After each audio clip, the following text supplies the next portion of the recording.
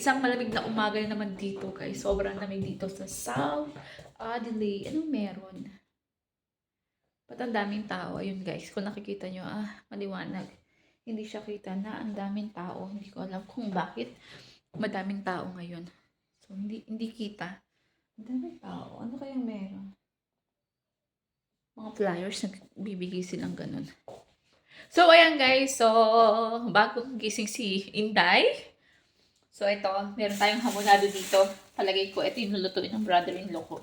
Kasi kasama namin si brother-in-law ngayon. Kasi, dito muna sila masamantala. So, nagsaing na si brother-in-law ko. Si brother kasi umalis ngayon. Gusto kong lumabas kasi ang lamig. Si brother nagpagawa ng kanyang sasakyan. Kasi yung last week yata, nabangga yung kanyang sasakyan. So, at least, aware naman yung nakabangga yung may-ari ng pizzahan dito. So, ayan guys, lalabas ako kasi parang gusto kong linisin yung aming, mga kalakal ba. Kasi ang dami na naman eh. No, ang dami na naman kalakal dito guys. So, samahan nyo ako. Ayan.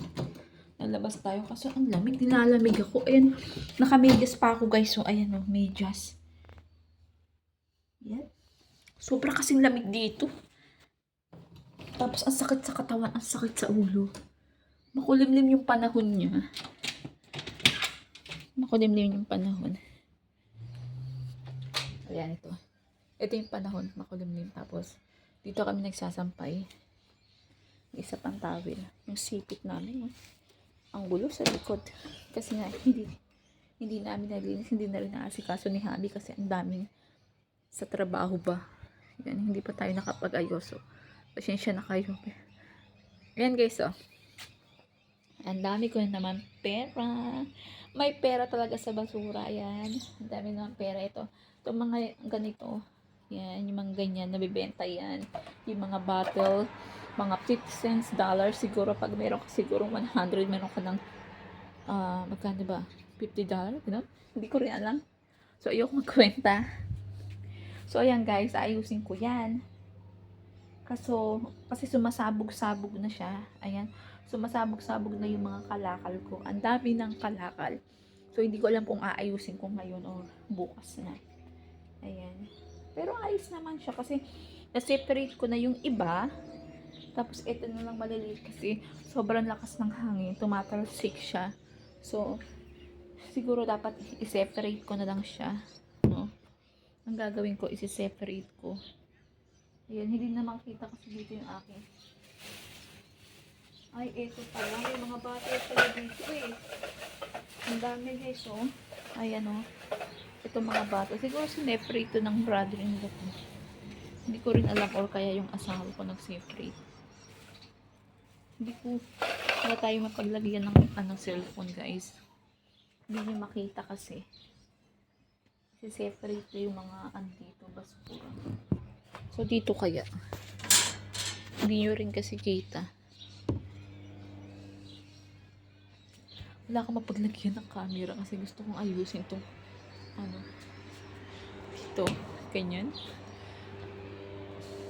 Gusto kong ayusin to guys kasi ang dami na. Ayan. Kung nakikita nyo yung mga ang daming kalat. Nabibenta yan eh. Dollar yan. So, ito. Ganito na lang siguro. Ayan. Kung makikita nyo ako. Ayan, dahil siguro ganyan. Yan. Kung nakikita nyo ako. Ayusin ko siya. Ihiwalay ko yung mga bottle na maliliit.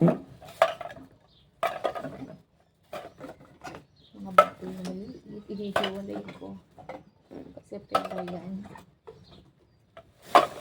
So, naka-separate naman siya. Siguro sineparate siya ng asawa ko o kaya yung brother ko. Ayan guys, sobrang dami niya na. Madami na siya kung tutuusin. So, ito lang yung Yakult. Tapos yung iba, ilalagay ko dito. Kasi nandito yung mga bottles na mga Coke, gano'n. Yung mga something na drinks natin. Ayan, ang dami. Ang dami guys. Hindi siya kita eh. Nilagay ko na dito yung iba, guys. Hindi nyo ako kita. Ayan, so, dito, nakaano naman na siya. Oops. Okay naman siya, nakaseparate naman yung iba. So, siguro, ibenta na namin to sa Sabado kasi madaming ayan, ang daming kalat, guys. Siguro, ibenta na lang namin siya Sabado ni Hami pag wala siyang pasok. No? Sobrang, pasensya na kayo, guys, kasi hindi ko natapos kasi sobrang lamig sa labas talaga. As in, sobrang lamig dito sa Adelaide. So, ayan, inilak ko na muna yung pinto. Then, gusto ko sana kumain ng rice kaso medyo kasi daw nag-blood test kasi ako. Hindi ko alam kung bakit ako nagkaroon ng konting sabi. Medyo tumas daw yung sugar ko. Hindi ko rin alam. Ang daming tao sa playground. Buti sila nakakalabas. Ayun, guys. Hindi niyo pa rin kita kasi maliwanag siya. Yung mga tao dito nakakalabas kahit anong lamig. Samantala, hindi ako makalabas. Alam niyo ba, nilalamig ako sa sobrang lamig talaga. So, mahahanap ako ng makakain ko. Iniisip ko kung anong dapat kainin eh. No? Alas 12 na dito sa Adelaide. So, iniisip ko kung anong kakainin. Meron pa naman dyan na pares beef, and meron din dyang mga gulay pa, may natira pa naman. So, parang gusto kong kumain ng sangkis.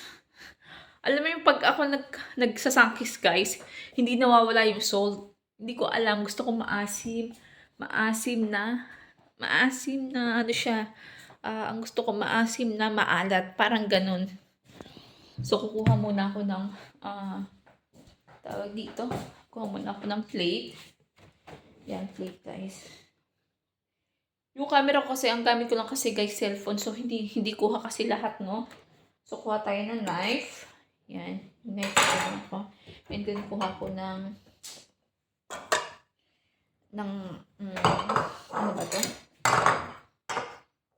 Ng small plate. Yan. So, yung sangkis naman is hugas naman na siya. Hugas naman na yung sangkis ko para ready to eat na siya. Kasi hinugasan naman ito bago ko ito ilagay sa mesa namin, no? Yan. Guys, bumili ako ng avocado. Yung avocado ko hindi pa hinog. Gusto ko ng avocado kaso hindi pa siya hinog. Hindi ko alam kung paano pahinugin yung avocado. Tsaka hindi rin ako marunong mamili ng avocado kung ano ba dapat o gaano ka.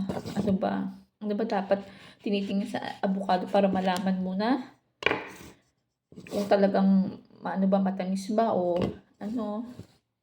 So, ayan, ito, guys, ang gagawin ko dito, bubudburan ko yan ng asin ito. Yan. Bubudburan ko pa ng asin yan ito. Yan, guys. Kasi gusto ko kasi maalat, maasim. Hindi ko alam. Basta yun aking ngayon, cravings. Kaya medyo nahihirapan akong umihi. Sarap. Sobrang sarap, guys. So, ayan, guys. So, ina-update ko lang kayo. Pasensya na kayo kasi hindi tayo nakakagawa ng mga video. Dahil ang aking pagbubuntis ay napakaselan, guys. Hindi ako makalabas. Dito lang ako sa bahay. Umiikot. Tapos, pag wala nang gagawin, hihiga, manunood. Kasi, napakaselan ng pagbubuntis ko, guys. Hindi ako makalabas. Hindi ko man kayo maipasyal dito sa South Adelaide. Dahil nga, sa ganung sitwasyon ko. So, mas pinili ko naman na alagaan at isave kami ng baby ko. So, ayan, guys, kaya wala akong masyadong binablog at wala akong masyadong ganap. So, thank you pa rin sa pagsuporta at panonood nyo. Sana supportahan nyo ako, Mira Vera, Pilipina in Australia. So, maraming salamat, guys, sa panonood nyo. And God bless. And sana sa mga susunod ko pang video, supportahan nyo ako. Abangan nyo yung mga video ko. At sana kung magugustuhan nyo din ako, ay napakamalaking appreciate ko ito. So, kain po tayo. Maraming salamat guys. So, see you next vlog and bye-bye and God bless po. Bye-bye.